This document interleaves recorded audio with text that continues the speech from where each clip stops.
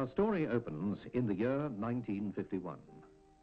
The first 10 Spitfires arrived at Cranbourne Aerodrome on March the 22nd of that year. Unknown at the time, a small chapter in the history of aviation had begun. One of the aircraft that had landed was numbered PK-350, and one of the pilots on the ferry was a young lieutenant in the Southern Rhodesia Auxiliary Air Force, James McVicar Malloch. At the same time, an up-and-coming aircraft technician was about to be posted to the Spitfire squadron. His name was Bill Owens. The unexplainable affection that these men had for machines led them together 25 years later to start what was to end in a small miracle. The roar of the Griffon engines was to become a familiar sound throughout the country in those days, when the squadron flew in displays and ceremonial flypasts. Then, in 1954, the Spitfire fleet was disposed of. Some were sold, and all but 2 of the remaining aircraft ended their days as scrap metal. SR-64 was relegated to the aircraft graveyard, where she was left to rot in the harsh African sunshine and the annual soaking rain. Patiently, though, she waited, 10 years in all. And then her day came. She was to be guardian of the gates. The lady was refurbished, painted silver, and was proudly positioned on a plinth at New Sarum. I think it was early in 1977 that Jack Malloch, myself, and a few other enthusiasts managed to persuade the right people to release a Spitfire for a flying medical. The aircraft was taken down from the plinth at New Sarum and carefully packed off to Thornhill Air Force Station, where we gave her a thorough examination. Bill Owens inspected the airframe and found few problems. Wing fuel tanks and rubber connectors needed replacing. A bit of corrosion in the port wing. But all the necessary bits and pieces were there. The airframe could fly, but it needed an engine and a propeller. And there lay the first major problems. The real reason for grounding the Spitfires was the shrinking of the roots of the wooden blades due to the dry climate of southern Africa. They became loose in their hubs, unacceptable from a safety point of view. The engine had seized completely and would need an extensive overhaul and many replacement parts. Unfortunately, in those days, our technicians were hard-pressed, and a rebuild seemed out of the question. So we reluctantly took it apart and stored all the pieces in a hangar. Jack Malloch had his own airline and a number of good contacts. He had the means to rebuild the aircraft, and we were only too pleased to give the project to him. So all the parts were collected: canopy, panels, pipes, radiator and engine cowlings, and then finally, the wings and fuselage.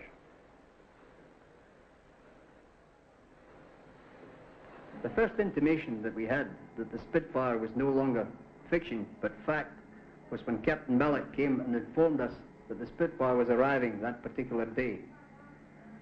It was with great trepidation and horror when we viewed the results of this long-awaited event. We saw the state of the actual aircraft, accompanied on a low loader by a motley selection of boxes, suspect-looking aircraft parts, and general paraphernalia. It arrived in the hangar quite unannounced, much to everybody's surprise that we had this aircraft, and we were very busy with our own aircraft trying to put them together. No plan was mentioned, and there we were. There was 7,000 pounds of pieces of aluminium, copper, and what have you, just dumped in the corner of the hangar, occupying quite valuable space, I thought at the time. No project was arranged for this. It was, there it is, get on with it, build us a Spitfire. I did my full period of war service in the Second World War on Spitfires and enjoyed them very much indeed. It was as a result of this background that I welcomed the opportunity. I welcomed the opportunity of arranging for this aircraft to be rebuilt. And fortunately, the enthusiasm of the chaps in the hangar also made this a reality. Progress was slow. Procurement was difficult. Each component was removed, stripped down, serviced, and reassembled. Then the time eventually came when all the major parts were laid out, ready for assembly. All the components were in place on the fire bulkhead, and the starboard wing was fitted. The rudder and elevators were attached, and the main planes were now nearing completion. Finally, the port wing was mated onto the fuselage, and the aircraft stood unsteadily like a newborn foal on its narrow undercarriage. However, she still lacked the means of propulsion. The engine and propeller were being assembled and tested elsewhere. The propeller, ironically enough, could only be made in Germany. A date of March the 29th, 1980, was set for the first flight. But all this started back in 1925, when a small, cantilevered monoplane, the Supermarine S-4, was entered in the Schneider Trophy race. 2 years later, the S-5 swept all opposition aside with a speed of 281 miles per hour, searching for the ultimate aerodynamic efficiency. The goal was performance. In 1929, the S-6 won with a speed of 328 miles per hour. And then, in 1931, with the blue and silver skimming the spray once more, the S-6B won the trophy outright for Britain with a speed of 340. Later that year, she set the world speed record at 404 miles per hour. The S-6B, with a Rolls-Royce engine, one of the most significant aircraft ever to have been built. But over Europe, the clouds were gathering, and Britain's aviation energy was being channeled into military design. On the mind of the nation now was the grim prospect of having to fight yet another war with Germany. I have to tell you now, this country is at war with Germany.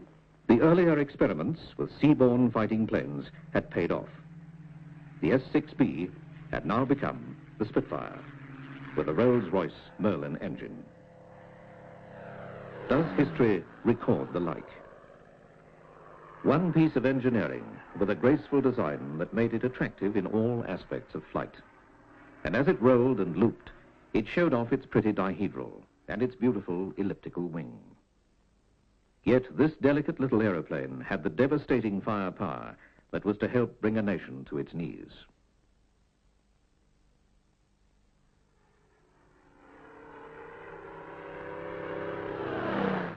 Then Goering took the road that Blériot had taken in 1909. But this time, it was with Dorniers, Heinkels, and Messerschmitts. Waiting for them were the Spitfires, and more important at the time, the greater numbers of the Hurricanes, their engines surging into life with that booming song of power.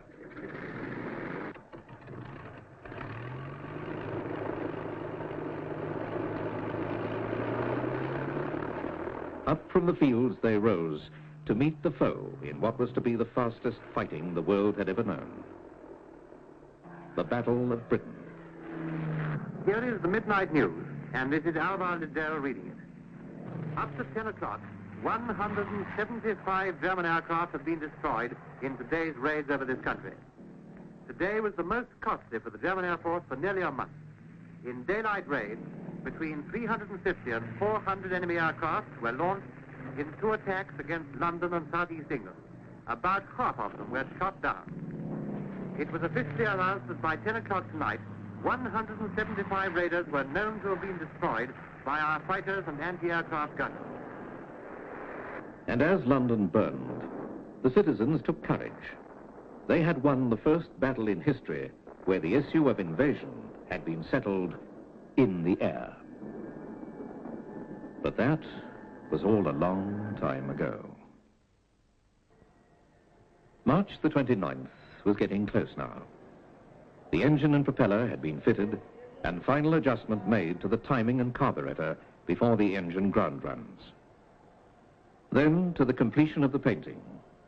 Onto the original RAF camouflage went the roundels, the flashes, and the lettering, JMM, Jack Malloch's initials. And finally, PK350, the original Castle Bromwich factory number. The engine cowlings with their invariably stubborn fasteners, checking the security of the top cowling and the spinner, and the occasional well-earned break during work to stand back and admire the progress. The canopy that had been on the aircraft was badly crazed and had become almost opaque. An attempt to mold one locally met with near success, but was discarded when, by another stroke of fortune, someone somewhere managed to find one, and a new one at that.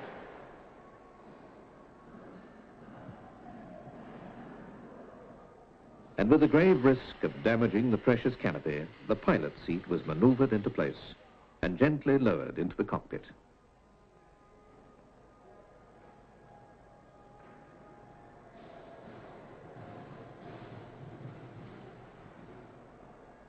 Then to the cockpit itself, original in every detail, the multi-channel VHF radio being the only deviation. Painstaking work having gone into the instrument panel, fine details, right down to the P-type compass and the gyro gun sight, both parts of the original aircraft. And one extremely important point, the aircraft must be able to get back down on the ground again. Exhaustive tests of the undercarriage proved that the wheels would go up, but would not necessarily come down. During retraction tests, it was discovered that it was the wheel doors that were causing the problem. The pins holding the doors would not retract on the down selection. Only when the doors themselves were pushed firmly closed was the undercarriage lever in the cockpit able to move. The backup system for the undercarriage was checked and checked again. The emergency air bottle. If the hydraulics failed, then the air bottle would be used to blow the wheels down. To be safe, the doors were removed for the first flight. The engine had so far not been run since its installation. Everything had been connected, tested, fueled up, primed. But what was going to happen when the starter button was pressed for the first time?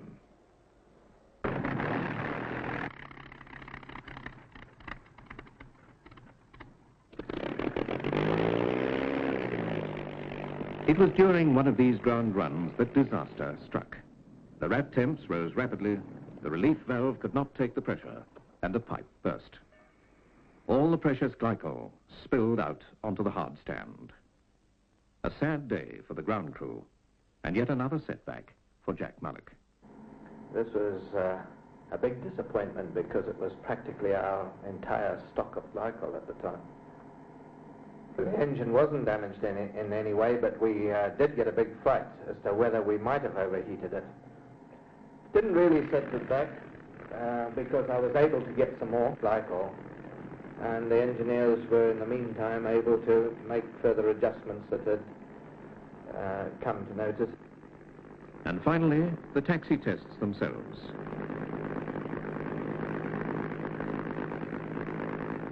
First, a gentle run up runway 06 at New Zealand to get the feel of throttle and rudders.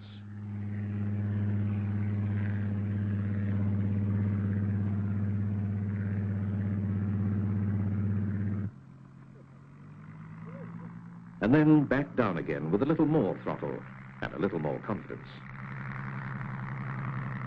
A touch of forward stick and the tail was up, running along at a speed just a few knots below takeoff.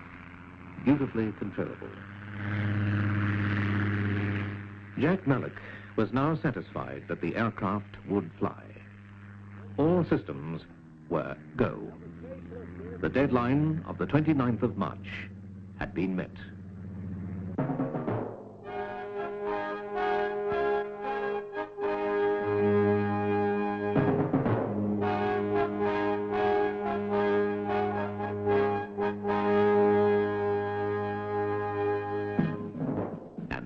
She was.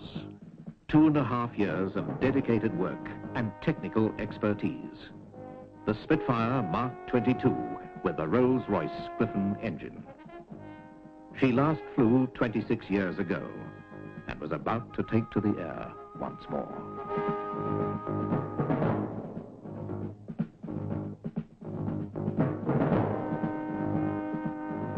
My feelings before the first flight, I think in all honesty, started the night before the flight. I mentally checked every nut, bolt, screw, washer, connection on this aeroplane through the period of that night. The next morning, everybody was nervous. We were confident the aircraft would perform, but there's always the element of doubt on a first-time flight on any aeroplane. Knowing that Captain Malloch hadn't flown a Spitfire for about 20 years, this didn't help at that stage of the game from the point of view of giving us more confidence. Any Spitfire pilot who sat in the narrow cockpit could identify all the smells, the metals, fuel, oil, leather, paint, and dope. A bond between man and machine. The machine, the link between man and the skies. A powerful stallion that to the aspiring fighter pilot was the most beautiful thing in the world. An aeroplane built to outfly and outfight any other aircraft of its day. And the people who gathered there on that day, who were they? There were those who had flown the aircraft and had come to witness what was to them a normal event many years ago. Some had come to see their first Spitfire in flight, some out of idle curiosity. And there were those who had come to see the culmination of their years of work, to see their dream come true. The Spitfire, airborne once more.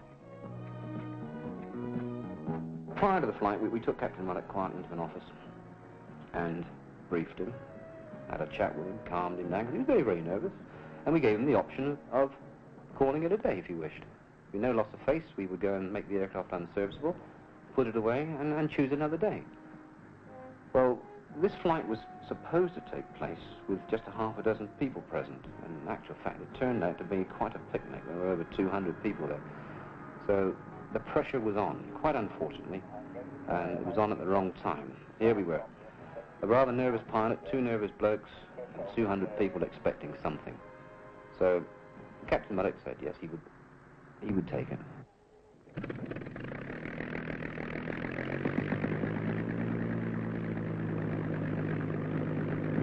I must admit I was petrified at the thought of taking off. And had there not been such a crowd of people, I don't know whether my nerve mightn't have weakened and I might have thought of some excuse to have postponed it for another day or so.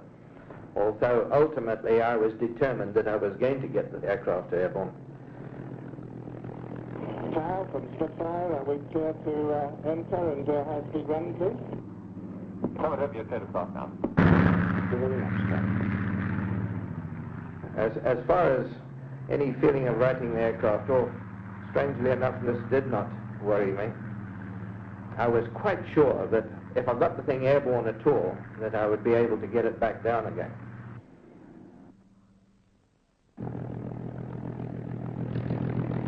Roger, we'll go ahead now with the mobile action for takeoff.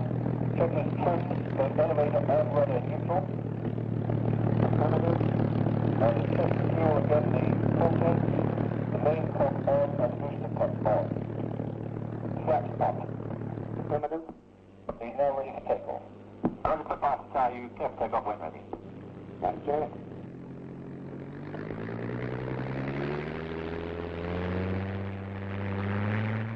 When we heard the tower give the Spitfire final clearance for takeoff, I think this was the moment of supreme tension for everybody.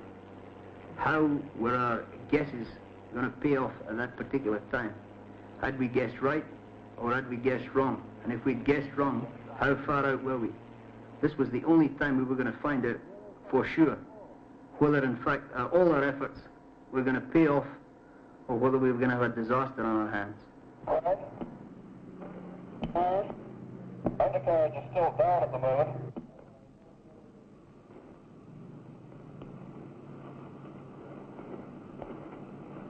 Roger, this is Tower. I've got the glasses on. Confirm and clear up and ground altimeter? I prefer it is up. I understand you haven't got a red light there. All right, we have got a red light. It's just come on this moment. Okay, that's fine. Good.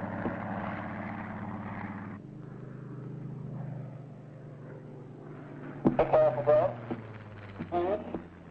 Can you check your pneumatic pressures coming up and also that the undercarriage selector valve is back in idle now?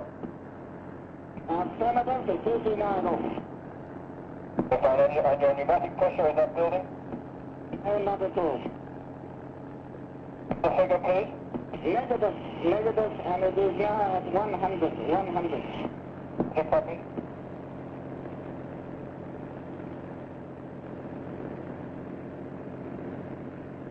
Exactly 37 years ago to the day, the 29th of March, Jack Malloch got airborne on his first military flying lesson in a Tiger Moth numbered 530, the same figures as JMM 350.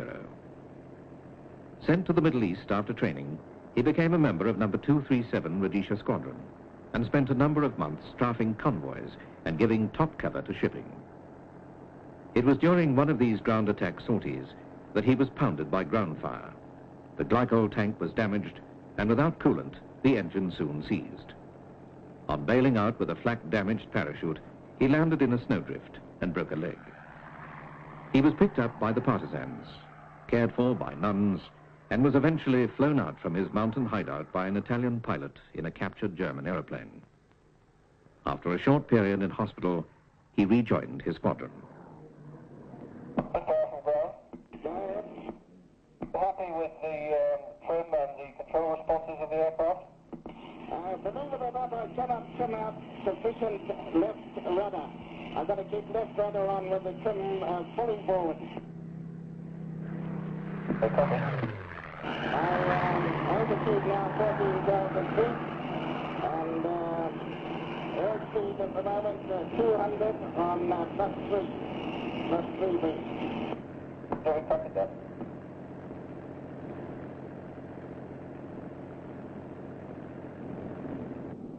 Ground, you read? Roger, go ahead. Spitfire, we feel that what you should do now in your own time is a low-speed handling check and a stall. Your physical lower the undercarriage, you must lower the flaps. You must lower the flaps. And when you're happy with the low-speed handling and you've done these stalls, then return to the field for recovery. Go ahead.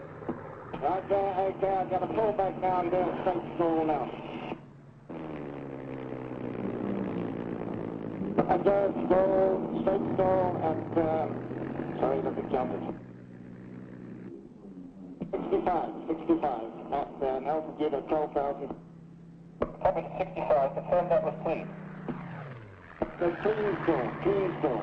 After about 10 minutes airborne with the aeroplane, the Spitfire feeling came back, and by the time the flight was completed, I was quite happy for the landing. I had no worries about the landing at all.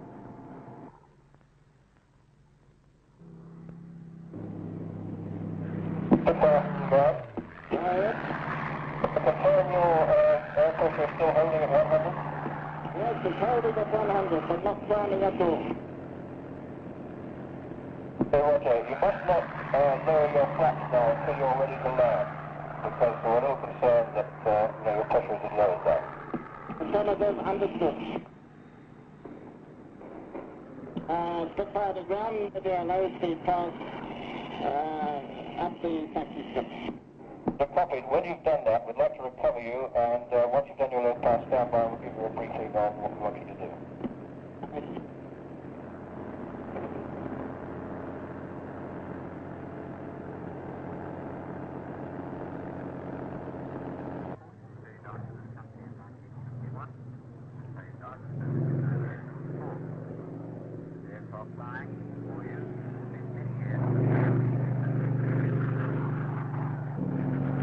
That's very nice. Could you just tell us what indicated airspeed you had there, please?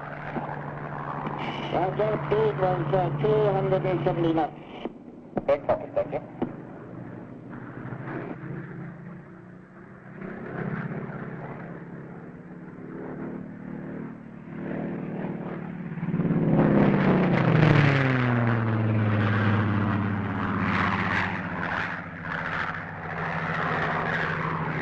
For your information, that last crossover was 290 knots, plus 10.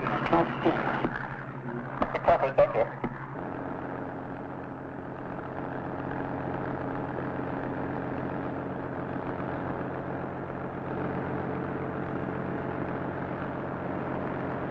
Spitfire from ground. We'd like to recover you now. Are you ready for a briefing? This guy is with his cockpit check. Roger. Check fuel contacts. Affirmative. Intercom on. Tip-off on. Yes. Check off normal. Affirmative. Brakes off and check pressures. Yes, still at 100.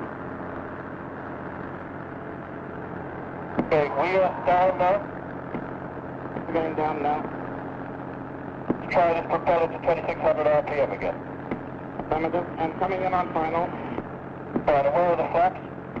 Right, very flat. Check the pressure off, please.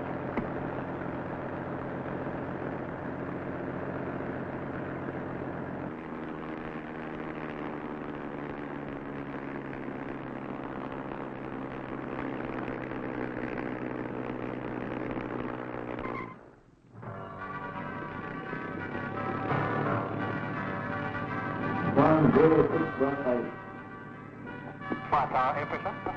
80. Now, you want to take 2,500? Start heavy down. Now, congratulations, clear. Well done. Captain Malloch, congratulations. That was a very good effort. Thank you very much.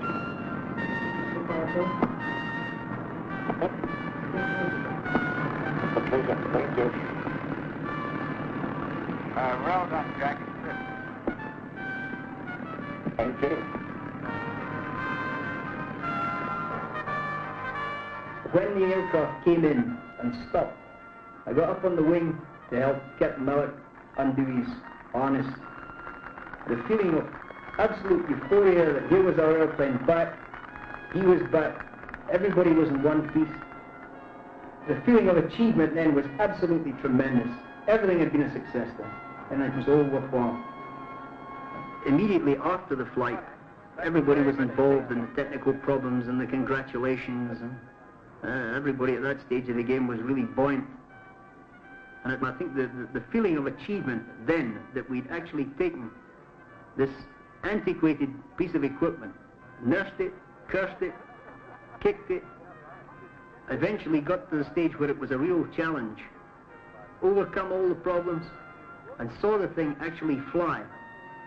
I think the initial feeling was one of a sense of achievement, exhilaration. We'd actually got this airplane off the ground. 2.5 years' work paid off. I think at that moment in time we were very pleased with ourselves. Has it been worth all the money and effort and pain? Oh, yes, every bit of it. Every bit of it. Why did you go for one of the last 18 in the world? It wasn't a case of one of the last 18. I think it was just a Spitfire that needed renovating, and we were in a position to do it. If somebody was to come along with an offer for this, what is the minimum price, Jack? Oh, there isn't a price. There isn't a price. We wouldn't even sell it.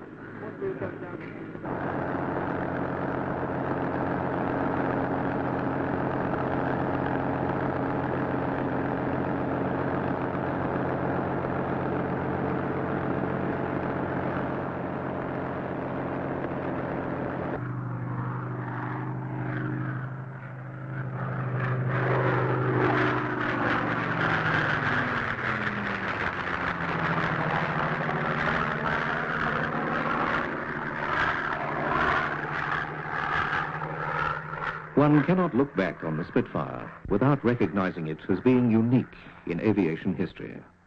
Of the people who were part of it, of the nearly 30 nations who flew it.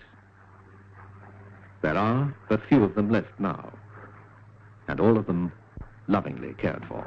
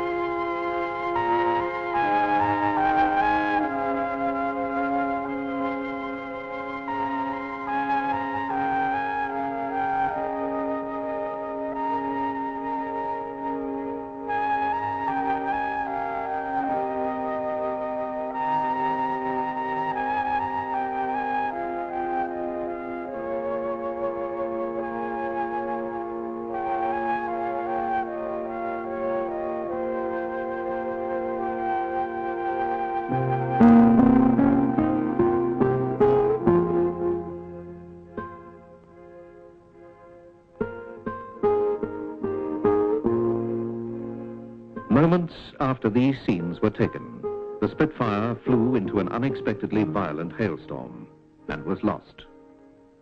Jack Malloch, the pilot, was killed instantly.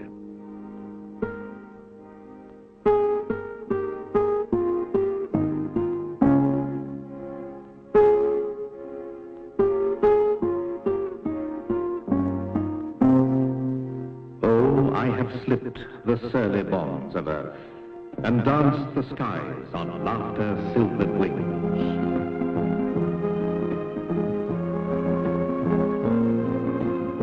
Sunward I climbed and joined the tumbling mirth of sun-split clouds.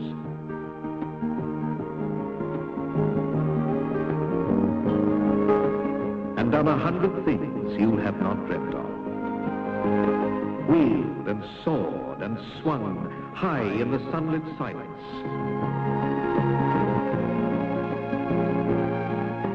Hovering there, I chased the shouting wind along and flung my eager craft through footless halls of air.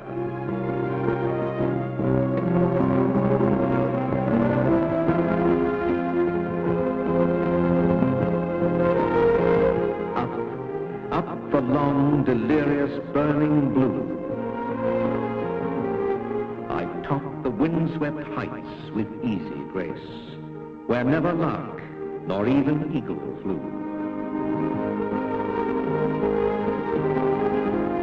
And whilst with silent, lifting mind, I trod the high, untrespassed sanctity of space, put out my hand and touched the face of God.